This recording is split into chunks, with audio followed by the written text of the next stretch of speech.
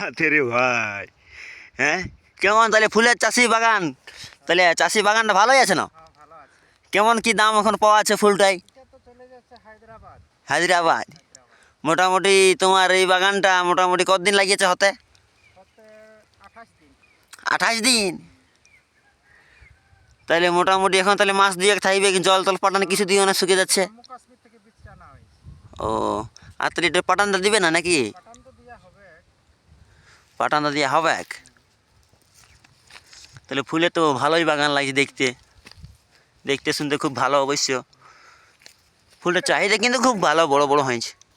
জম্মু কাশ্মীর থেকে এটা নানা রকম পূজা, তোমার মরা শ্মশান লেগে, হ্যাঁ হ্যাঁ, হ্যাঁ, নানা রকম কাজে লাগে এটা।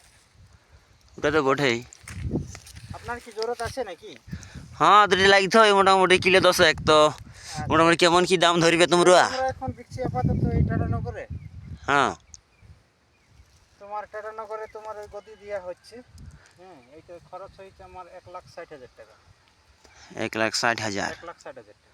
তাহলে তোমাদের মুরগিটা হয়েছে না এখন? এটা মোটামুটি 1,00,000 টাকা পারে গেছে, উঠে গেছে, তো 60,000 টাকা ডিউ আছে। তো কিছুদিন বাদে অবশ্য ওটা এই বারটা তুলে দিলে হয়ে যাবে।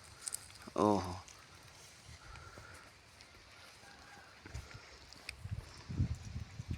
ফুলের বাগানটা যে লাগছে রে ভাই গড।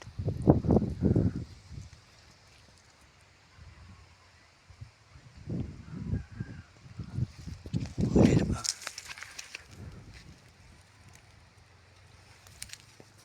মেশিন, হ্যাঁ।